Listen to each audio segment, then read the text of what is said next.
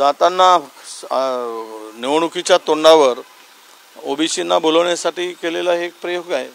5 वर्ष किंवा गेली 9 वर्ष ओबीसीसाठी काय केलं याचं उत्तर जनता मागेल। बीडच्या दंगली ज्या काही घडल्या गेलेल्या होत्या त्या सगळ्या दंगलींमध्ये भुजबळांचा हात आहे असा मनोज जरांगे पाटलांचा सातत्याने दावा आहे। या सगळ्याकडे कसं पाहता? नाही, हे आरोप प्रत्यारोपामध्ये खरं म्हणजे महाराष्ट्राचं वाटोळं होऊ नये।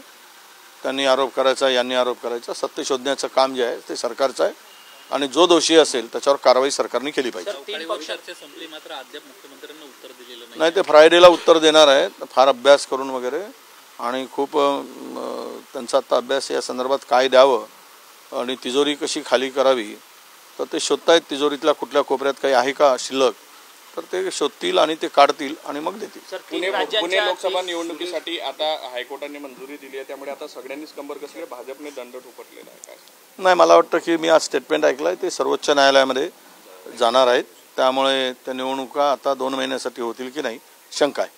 सुरेश धस असं म्हणतात की जे वेगवेगळे प्रश्न आमदारांकडून दिले जात आहेत ते प्रशासकीय अधिकाऱ्यांकडून काही ठिकाणी मॅनेज केले जातात आणि मग ते मॅन्युप्युलेट केले जातात, काही ठिकाणी ते कंबाईन केले जातात, त्यामुळे ऍक्च्युअली जे आम्हाला प्रश्न विचारायचे आहेत ते थेट डॉमिनेट होतं असं त्यांचं म्हणणं आहे। नाही, या संदर्भामध्ये अध्यक्षांनी लक्ष घातलं पाहिजे, त्यांच्या आरोपाची चौकशी केली पाहिजे। हे फार गंभीर आहे। एखादा सत्ताधारी बाकावर बसणारा आमदार जर अशा पद्धतीचा आरोप करतो तर याला गांभीर्यानं अध्यक्षांनी घ्यावं आणि याची सखोल चौकशी करावी आणि त्यानंतरच उद्या आमदारांनी की लोकप्रतिनिधींनी हे सभागृह कशासाठी चालवायचं, या सभागृहामध्ये जर न्याय मिळत नसेल आणि काहीतरी चुकीचं होत असेल, मॅनिप्युलेट होत असेल तर ते अध्यक्षांची जबाबदारी आहे। सुरेश धसच्या प्रश्नावर अध्यक्षांनी चौकशी करावी। तर सरकारला मागासवर्ग आयोगामध्ये ओबीसींचं प्रतिनिधित्व नको होतं अशी टीका विजय वडेट्टीवार यांनी केली आहे।